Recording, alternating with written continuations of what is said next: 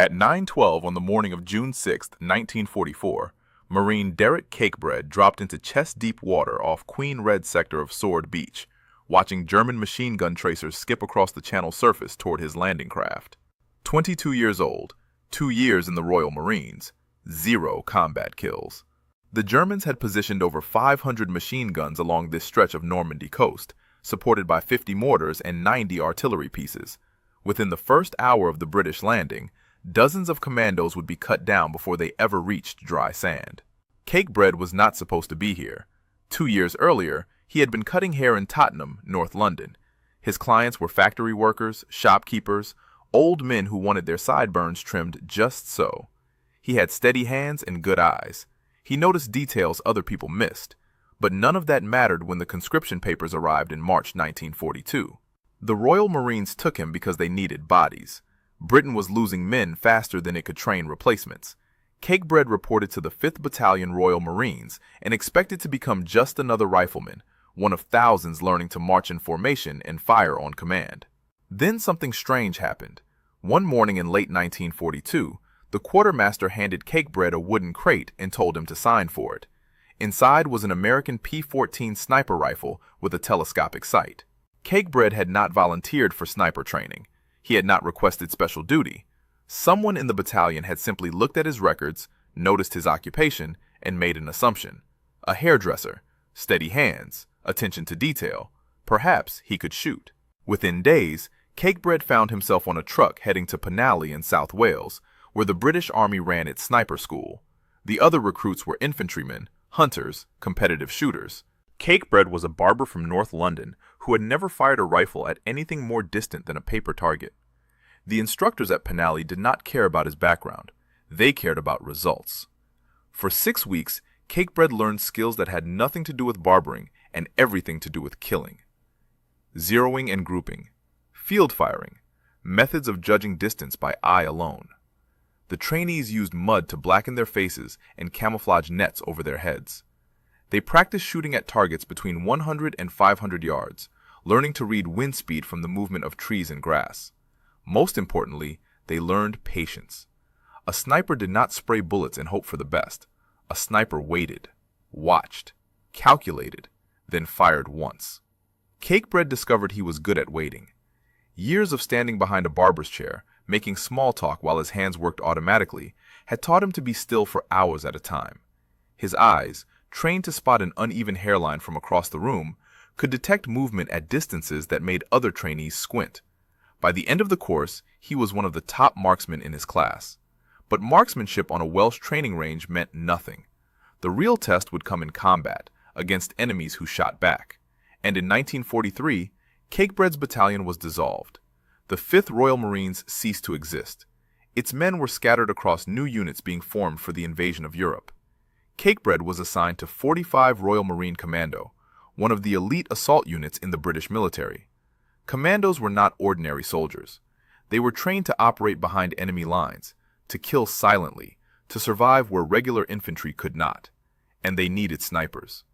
In November 1943, Cakebread arrived at Achnacarry in the Scottish Highlands for the infamous Commando Basic Training Course. Men who failed were sent back to regular units in disgrace. Men who quit were worse than failures. The instructors used live ammunition during exercises.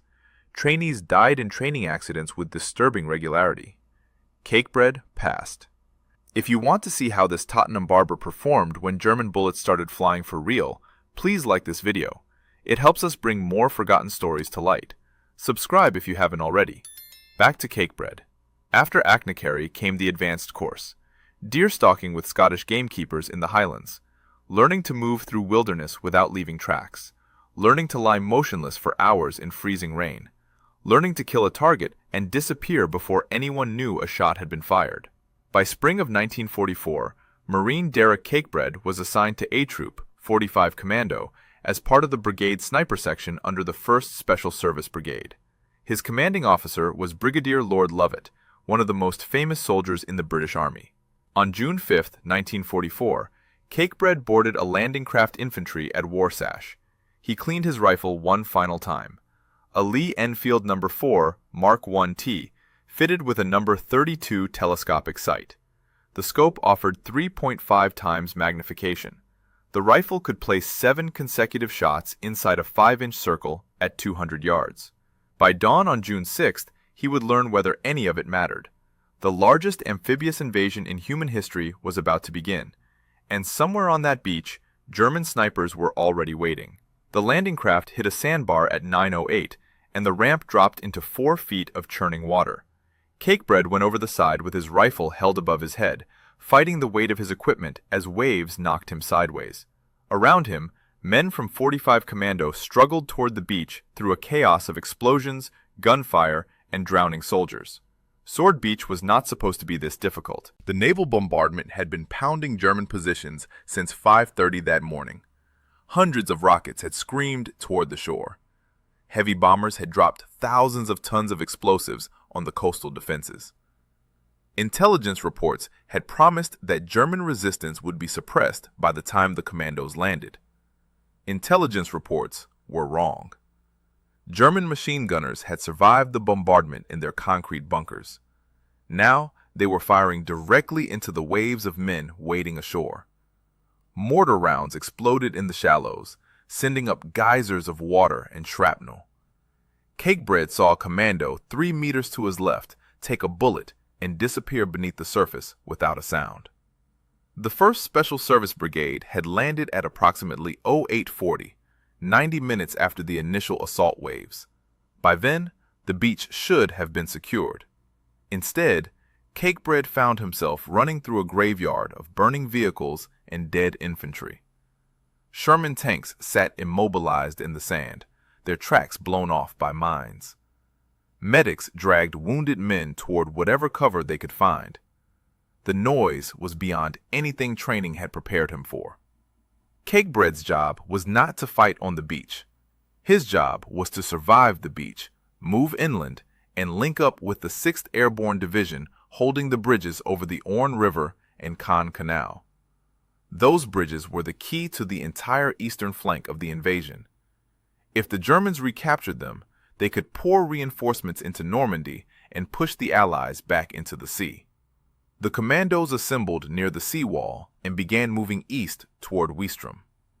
Brigadier Lord Lovett led from the front, accompanied by his personal piper, Bill Millen, who played the bagpipes as German bullets cracked overhead. It was an act of calculated madness designed to steady the nerves of frightened men. The commandos followed the sound of the pipes through streets filled with rubble and bodies. Cakebread moved with A Troop, his sniper rifle slung across his back. There was no time for precision shooting in this chaos. The fighting was close quarters, building to building, room to room. German soldiers appeared in windows and doorways, fired bursts from their Schmeisser submachine guns, and disappeared before anyone could return accurate fire. By early afternoon, the brigade had reached the bridges at Benouville. The glider troops of the 6th Airborne had seized both crossings in a daring night assault and had been holding them against German counterattacks for nearly 12 hours. When Lord Lovett arrived, he famously apologized for being 2.5 minutes late, but the commandos had no time to rest. German forces were massing to the east, determined to crush the British bridgehead before it could be reinforced. The men of 45 Commando crossed the Orne River and swung north toward their objective, the village of Franceville-Plage on the coast. They never reached it. At approximately 1500 hours, word came from brigade headquarters. The situation had changed. German resistance was stronger than expected in the area around Amfreville and La Plaine. The commandos were ordered to dig in and establish defensive positions on the high ground east of the Orne. Franceville could wait. Survival could not. Cakebread's unit took up positions near the Château d'Amfreville, a stone manor house that offered commanding views of the surrounding farmland. To the east lay the village of Breville-les-Monts, still in German hands. To the south, the men of the 9th Parachute Battalion were holding the Château Saint-Côme with fewer than 200 exhausted paratroopers. The British had established what military planners called the Orne Bridgehead. It was a narrow strip of territory east of the river, roughly 5 kilometers deep and 8 kilometers wide. Inside this bridgehead, 12,000 British soldiers faced elements of 3 German divisions. For the next 3 months, this patch of Norman farmland would become one of the most dangerous places on Earth. The fighting would be constant, brutal, and intimate.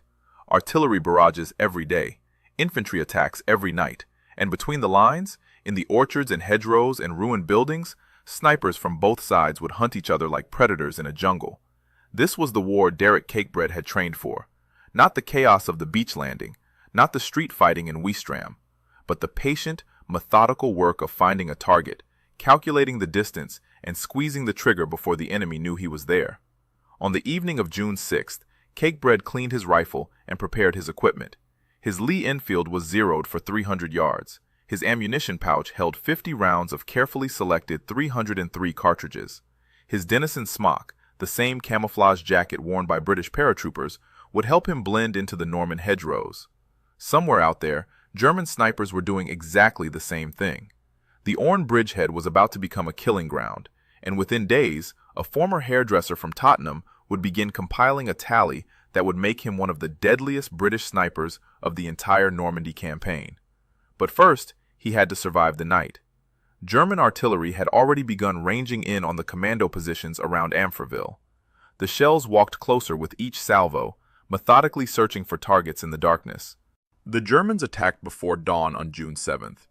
Artillery shells screamed into the commando positions around Amfreville at 04:15, followed by waves of infantry from the 857th Grenadier Regiment. The paratroopers and commandos held their ground, but casualties mounted with every assault. Lieutenant Colonel Reese, the commanding officer of 45 Commando, was hit by a sniper on D-Day itself while moving between the bridges over the Caen Canal and Orne River.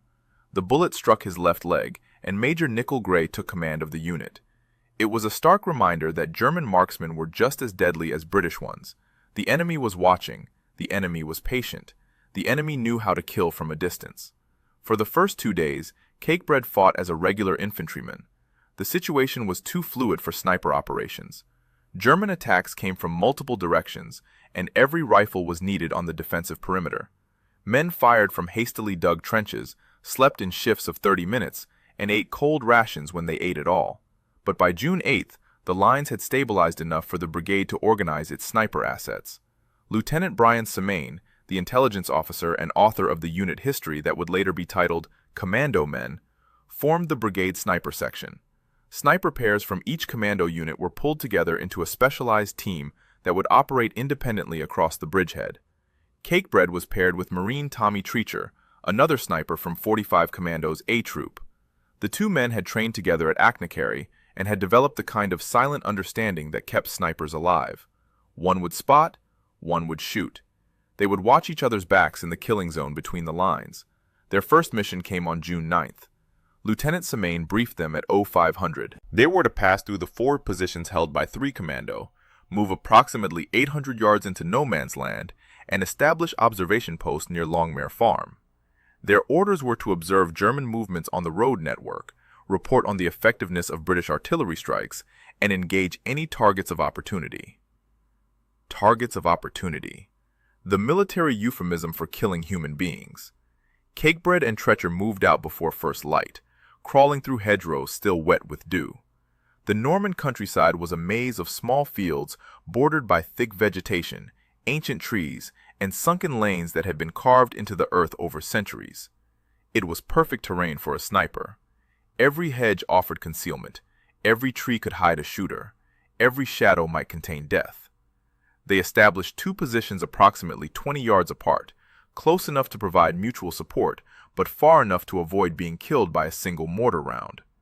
Cakebread settled into a shallow depression beneath a hedge, arranged his camouflage netting over his head and shoulders, and began to wait. The wait was everything. A sniper who moved too soon was a dead sniper. A sniper who fired at the wrong target gave away his position and invited artillery retaliation. Patience was not just a virtue in this work, it was survival. For 3 hours, nothing happened. German trucks moved on distant roads. Soldiers walked between buildings in the occupied villages. But none of them came within effective range, and none of them presented targets worth the risk of revealing his position. Then, shortly after 0930, Cakebread spotted movement near a farmhouse 400 yards to the east. A German officer emerged from behind a stone wall, binoculars raised to his face, scanning the British lines. He was conducting reconnaissance of his own, probably preparing for another infantry assault. Cakebread adjusted his scope. The number 32 telescopic sight had a bullet drop compensation drum calibrated in 50-yard increments. At 400 yards, the .303 round would drop approximately 18 inches from the point of aim. He dialed in the correction, steadied his breathing, and placed the crosshairs on the center of the officer's chest. The trigger pull on a Lee Enfield was crisp and predictable. Cakebread had dry-fired this rifle thousands of times. He knew exactly how much pressure was required to release the firing pin. He squeezed. The rifle kicked against his shoulder. The officer dropped. There was no dramatic collapse, no theatrical clutching at the wound. One moment the German was standing with his binoculars raised.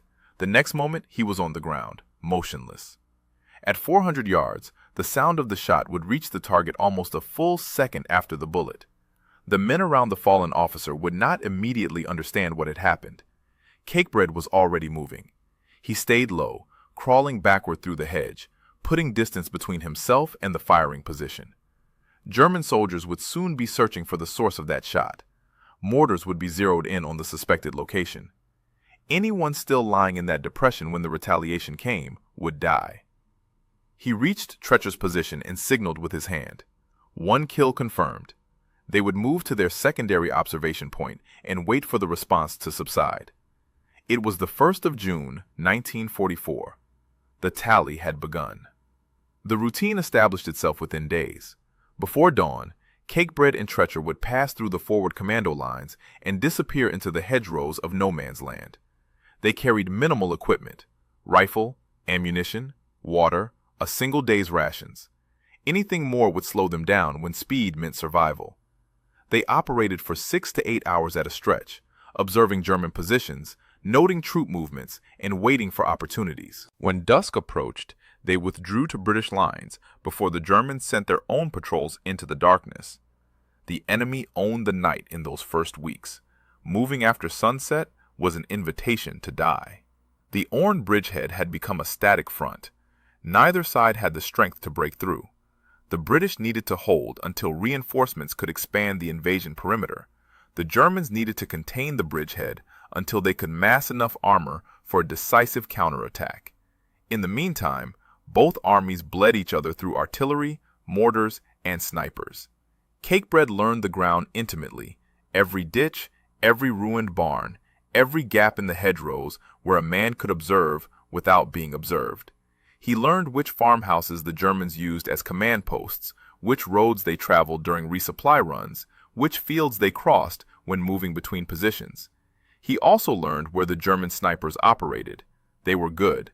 Many had fought on the Eastern Front, where the sniper war between German and Soviet marksmen had produced some of the deadliest shooters in military history. They used the same tactics Cakebread employed: camouflage, patience, single-aimed shots followed by immediate relocation. The difference was experience. Some of these men had been killing since 1941. On June 11th, Cakebread nearly died. He had established a position overlooking a road junction near Breville when a bullet cracked past his head, missing by inches. He had not seen the muzzle flash. He had not heard the shot until after the round passed. The German sniper had spotted him first. Cakebread froze. Moving now would confirm his position. The German would be watching through his own scope, waiting for any sign of life. For 20 minutes, Cakebread lay motionless, barely breathing, while sweat soaked through his uniform. Then, slowly, he began to crawl backward, using the hedgerow for cover, moving no more than a few inches at a time. It took him 2 hours to withdraw 300 yards. When he reached Treacher's position, his hands were shaking. The near miss changed his approach. He became more careful about selecting positions, more attentive to the angles from which he could be observed. He started using multiple hides during a single mission, shifting every hour to prevent the enemy from fixing his location. The German who had nearly killed him had taught him a lesson that no training course could provide. By mid-June, Cakebread's tally had reached double digits. The kills came in ones and twos, never in dramatic clusters. A machine gunner spotted adjusting his weapon.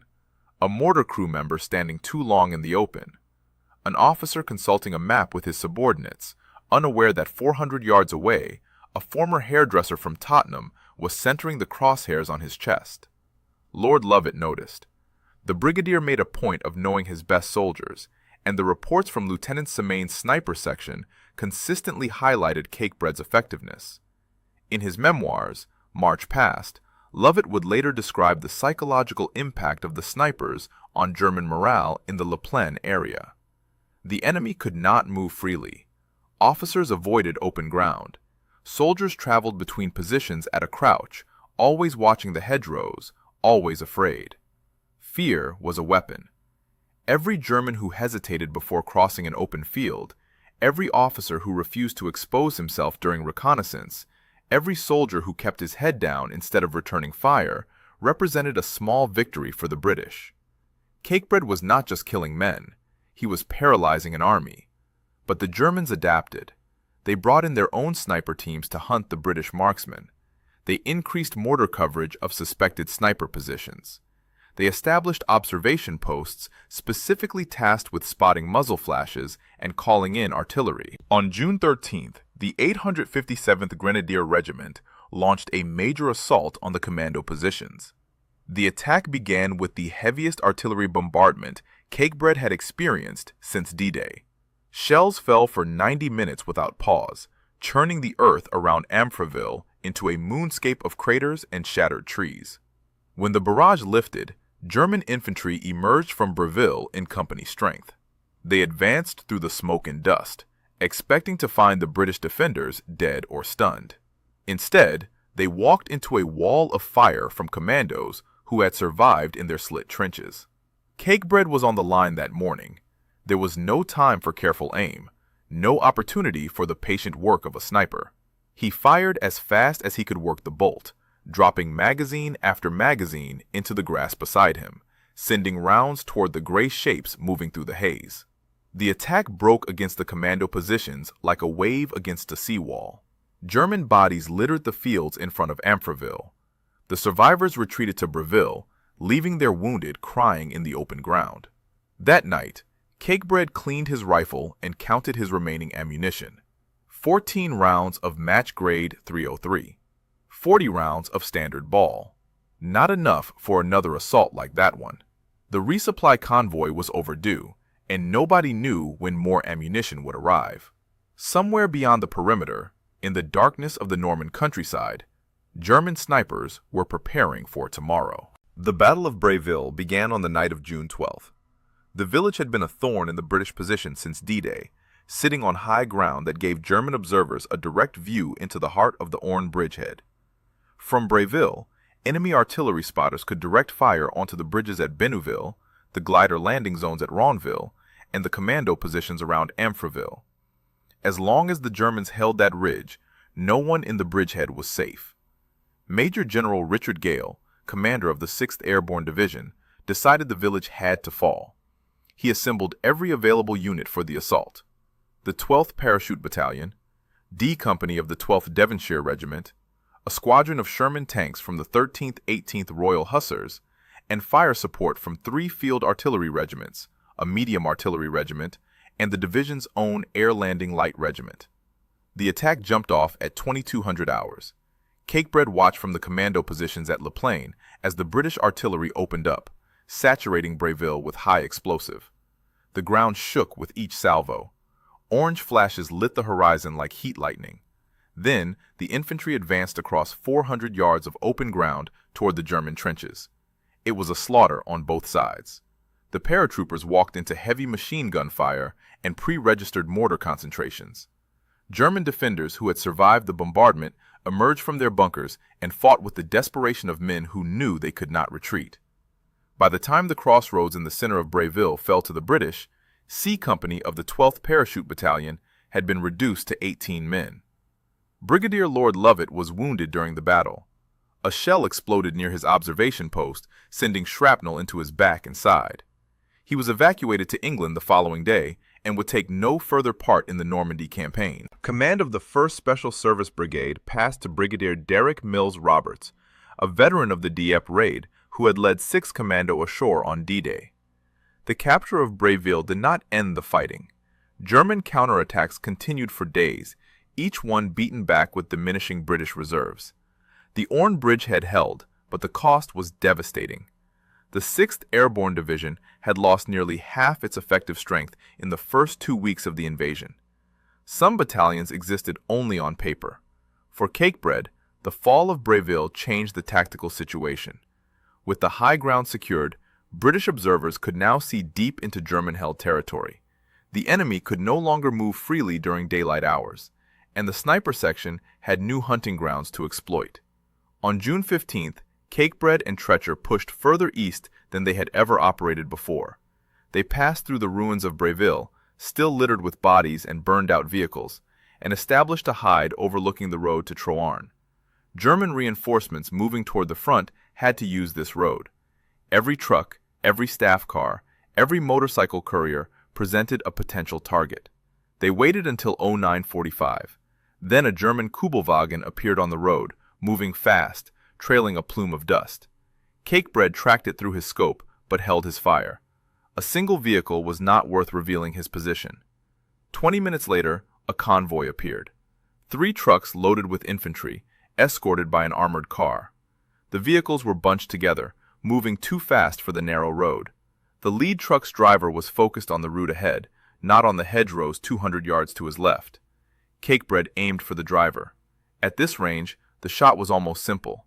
He squeezed the trigger, worked the bolt, and fired again before the first round struck. The truck veered off the road and plowed into a ditch. Soldiers spilled from the back, scrambling for cover. The following vehicles braked hard, their occupants uncertain what had happened. Cakebread and Treacher did not stay to count the casualties. They were already moving, crawling through a drainage channel that led back toward the British lines. Behind them, German soldiers fired blindly into the hedgerows, hitting nothing. By late June, Cakebread's confirmed kills had passed 20. He had become one of the most effective snipers in the entire 1st Special Service Brigade. Other marksmen in the section had comparable skills, but few matched his patience, his ability to wait for hours without moving, his instinct for knowing when to shoot and when to remain hidden. The Germans knew someone was out there. They did not know his name or his face, but they knew the pattern: single shots from impossible distances. Officers and NCOs targeted with precision. No warning, no chance to react, no way to strike back at an enemy who was gone before the sound of the gunshot faded. They called him a ghost. They called him a devil. They doubled the guards on their command posts and forbade officers from carrying binoculars or maps in the open. None of it helped. Cakebread kept hunting. The hedgerows of Normandy had become his barber shop, and he was giving the Germans the closest shave of their lives. But the static war could not last forever. By early July, the Allied breakout was coming. Operation Goodwood would send British armor crashing through the German lines east of Caen, and when the front began to move, the careful, methodical work of the sniper would give way to something far more chaotic. The question was whether Cakebread would survive long enough to see it. July brought rain and mud and the grinding continuation of the same war. The Orne bridgehead remained static, a pocket of British-held territory surrounded on 3 sides by German forces determined to push the invaders back into the sea. Every day brought artillery duels, patrol clashes, and the constant threat of a major German counterattack that never quite materialized. Cakebread's routine continued. Before dawn, move out, find a position, watch, wait. Kill if the opportunity presented itself. Withdraw before dark, sleep for a few hours in a slit trench, repeat. The physical toll was considerable. Weeks of sleeping in wet holes, eating cold rations, and maintaining constant vigilance had reduced the commandos to exhausted shadows of the men who had stormed ashore on D-Day. Cakebread had lost weight he could not afford to lose. His uniform hung loose on his frame. The smell of cordite and unwashed bodies had become so familiar he no longer noticed it. But the killing continued. On July 3rd, Cakebread observed a German sniper establishing a position in a ruined barn approximately 500 yards from the British lines. The man was good. He moved carefully, used available cover, and took his time selecting his hide. Under other circumstances, Cakebread might have admired his fieldcraft. Instead, He watched through his scope as the Germans settled into position and began scanning the British perimeter. The enemy sniper was focused on targets to his front. He did not consider that another hunter might be watching from his flank. Cakebread waited until the German raised his rifle to take a shot. At that moment, the enemy's attention would be entirely consumed by his own target. His peripheral vision would narrow. His awareness of his surroundings would diminish. The shot took the German sniper through the temple. He slumped forward over his rifle and did not move again. It was Cakebread's 23rd confirmed kill. The sniper war within the sniper war had claimed another casualty. By mid-July, the strategic situation in Normandy was shifting. The Americans had finally broken out of the bocage country around St. Lo and were driving south into Brittany. British and Canadian forces launched Operation Goodwood on July 18th, sending 3 armored divisions crashing through the German lines east of Caen. The static war was ending. The front was beginning to move. For the men of the Orne bridgehead, Goodwood meant relief was coming. Fresh divisions would push through their positions and take over the advance. The exhausted commandos and paratroopers who had held this ground since D-Day would finally be withdrawn for rest and refitting. But first, they had to survive the German response. The enemy knew what Goodwood meant. If the British broke through east of Caen, the entire German position in Normandy would collapse. Reinforcements that had been held in reserve were rushed forward to plug the gaps. Panzer divisions that had been conserved for a decisive counterattack were thrown into the defensive battle piecemeal. The fighting around the bridgehead intensified as the Germans made one final effort to eliminate the threat to their flank.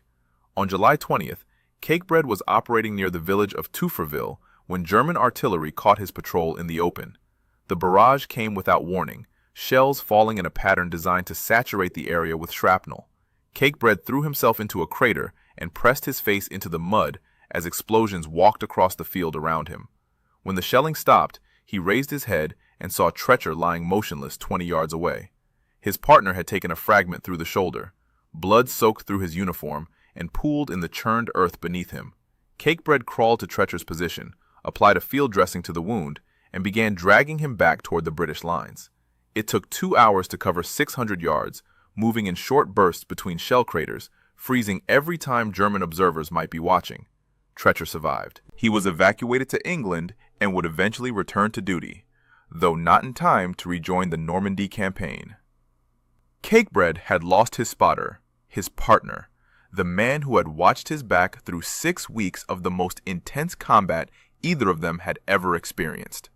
The sniper section assigned Cakebread a new partner within days. The war did not pause for grief or adjustment. There were still Germans to kill, still positions to observe, still intelligence to gather. The breakout was accelerating, and the commandos would soon be on the move again. On September 7, 1944, the 1st Special Service Brigade was finally withdrawn from France. They had been in continuous combat for 93 days, from the landing on Sword Beach to the pursuit across the Seine. The brigade had suffered over 800 casualties, nearly 40% of its original strength. Cakebread walked onto the transport ship at Southampton with his rifle slung over his shoulder and his kit bag hanging from his hand. Behind him lay the hedgerows of Normandy, the ruined villages, the fields where he had learned to kill with the precision that still surprised him. Ahead lay rest, retraining, and eventually another campaign. The war was not over. Germany had not surrendered. There would be more fighting before the end. But for now, Marine Derek Cakebread was alive. More than 30 Germans were not. And somewhere in the records of the 1st Special Service Brigade, his name was being added to a very short list of men who had proven themselves masters of the deadliest art in modern warfare. The transport docked at Southampton on September 8, 1944.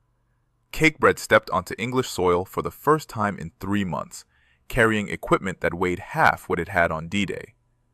Everything non-essential had been discarded, lost, or destroyed during the campaign. What remained was a rifle, ammunition, and the hard-earned knowledge of how to use them. The commandos were sent to Petworth for initial processing, then to Eastney Barracks at Southsea, and finally to Bexhill on the Sussex coast. The routine of garrison life felt alien after months of combat. Hot meals, clean uniforms, beds with mattresses. Cakebread slept 14 hours the first night and woke disoriented, reaching for a rifle that was not beside him. The brigade needed time to absorb replacements and rebuild its shattered units. 45 Commando had landed in France with approximately 450 men. Fewer than 300 had walked off the transport at Southampton. The gaps in the ranks were filled with fresh volunteers from the Royal Marines Depot, young men who had completed commando training but had never heard a shot fired in anger. Cakebread was no longer a junior Marine. His experience in Normandy had elevated him to the status of veteran, one of the men who had been there from the beginning and survived. The new replacements looked at him differently than they looked at each other. They asked questions about what combat was really like, then fell silent when his answers contained no glory and no excitement. He told them the truth. Combat was waiting. Combat was fear. Combat was killing men who had done nothing to you personally, whose faces you saw through a telescopic sight in the moment before you ended their lives. There was no hatred in it. There was no satisfaction. There was only the job, performed as efficiently as possible, repeated until someone told you to stop or until someone killed you first. The weeks in England passed slowly. Training resumed, but it felt hollow to men who had already proven themselves in the ultimate test. They practiced amphibious landings on beaches that resembled the ones they had already stormed. They fired on ranges at targets that did not shoot back. They waited for orders that everyone knew were coming. Those orders arrived in January 1945. The 1st Special Service Brigade, now redesignated the 1st Commando Brigade, was deploying to the Netherlands.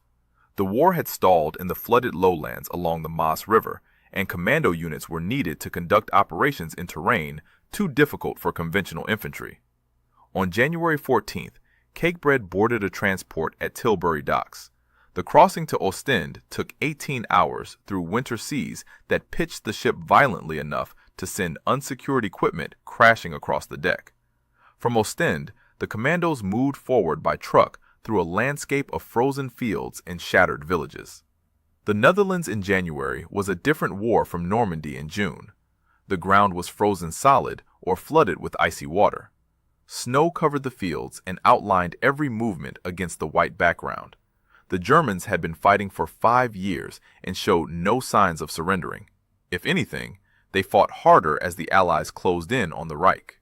45 Commando was tasked with operations around the towns of Maasbracht and Brochterbeek. The enemy had established strong defensive positions along the Montforterbeek, a small river that formed a natural obstacle to any advance. Taking these positions would require the same combination of firepower, maneuver, and individual courage that had won the Orne bridgehead. On January 23rd, a troop advanced along the station road toward Maasbracht. Cakebread moved with the lead element, his sniper rifle ready. The commandos had reached a crossroads when German machine guns opened fire from prepared positions along the dike. The troop was caught in a kill zone, with bullets coming from multiple directions and no cover within reach. Men fell in the first seconds of the ambush. Those who survived threw themselves into the frozen fields or scrambled for the shelter of nearby buildings. German mortars joined the machine guns, dropping rounds among the scattered commandos with terrible precision. A well-positioned enemy sniper added to the chaos, picking off anyone who tried to move. Cakebread crawled into a drainage ditch and began scanning for the German marksmen. The snow made concealment difficult, but it also made targets easier to spot. He saw movement near a farmhouse 200 yards away. A rifle barrel protruding from a window, the distinctive shape of a telescopic sight catching the winter light. He steadied his breathing. The cold made his fingers stiff, and he had to concentrate on maintaining a smooth trigger pull. The German sniper was focused on the commandos pinned in the open, unaware that another predator had found him. Cakebread fired once. The rifle barrel in the window disappeared, but the ambush was far from over. A troop remained pinned down, taking casualties with each passing minute. Medical personnel sheltering in a nearby house could see wounded men lying in the snow-covered fields, crying for help they could not provide. Dr. John Tulloch, the Royal Army Medical Corps officer attached to a troop, watched the situation deteriorate and made a decision. He arranged for jeeps marked with Red Cross insignia to drive into the killing zone and extract the wounded. It was a desperate gamble that depended entirely on whether the Germans would respect the rules of war. The outcome of that gamble would determine who lived and who died in the frozen fields of Maasbracht. The jeeps drove into the open under the Red Cross flag. German fire slackened, but did not stop entirely. Bullets cracked overhead as medical personnel loaded wounded commandos onto the vehicles and drove them back to safety. Dr. Tulloch made multiple trips into the killing zone, each time risking his life on the assumption that the enemy would honor the Geneva Convention. Most of the wounded were evacuated, but A Troop had been shattered. The ambush at Maasbracht cost 45 commandos some of its most experienced men, veterans who had survived D-Day and the Orne Bridgehead, only to die in a frozen Dutch field 8 months later. Cakebread survived. He continued operating as a sniper through the winter, fighting in the Netherlands and into the final push into Germany itself. The Commando Brigade crossed the Weser River in April 1945 and advanced toward the Baltic coast. German resistance was collapsing, but pockets of fanatics still fought with suicidal determination. There was killing to be done until the very last day. The war in Europe ended on May 8, 1945. Cakebread was somewhere in northern Germany when the ceasefire took effect. He had been in combat, intermittently, for 11 months. His confirmed kill count stood at more than 30 Germans, one of the highest tallies recorded by any British sniper in the Normandy campaign. There were no medals for what he had done. Snipers did not receive the kind of recognition given to men who charged machine gun nests or led bayonet assaults. Their work was too quiet, too patient, too removed from the heroic narratives that military decorations were designed to celebrate. Cakebread returned to England with the same rank he had held on D-Day. Marine, nothing more. He went home to Tottenham. The barbershop was still there, somehow undamaged by the German bombs that had fallen on London throughout the war.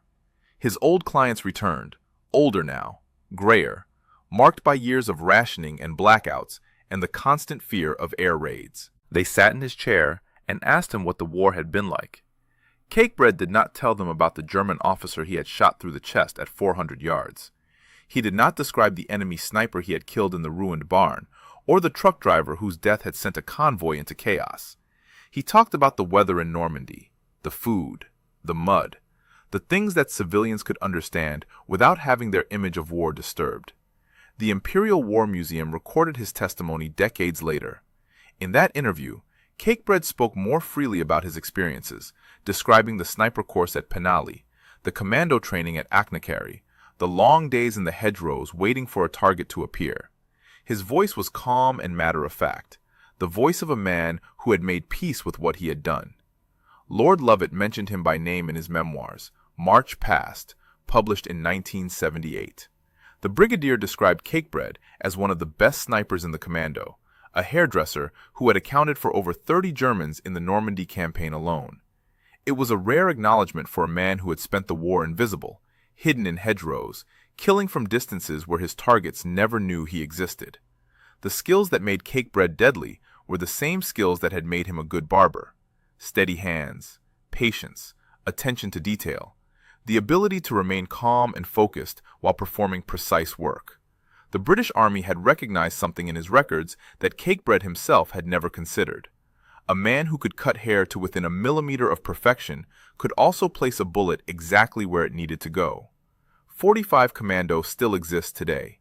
It is based at RM Condor in Arbroath, Scotland, and remains one of the elite units of the Royal Marines. The young men who wear the green beret now train with weapons and technology that Cakebread could never have imagined.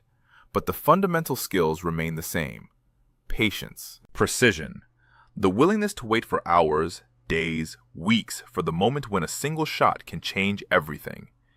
If this story moved you the way it moved us, do me a favor, hit that like button. Every single like tells YouTube to show this story to more people.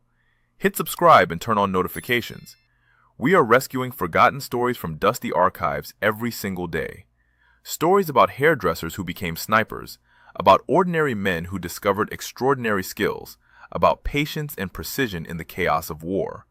Real people, real heroism. Drop a comment right now and tell us where you are watching from. Are you watching from the United States, United Kingdom, Canada, Australia? Our community stretches across the entire world. You are not just a viewer. You are part of keeping these memories alive. Tell us your location. Tell us if someone in your family served. Just let us know you are here. Thank you for watching. And thank you for making sure Derek Cakebread does not disappear into silence. These men deserve to be remembered, and you are helping make that happen.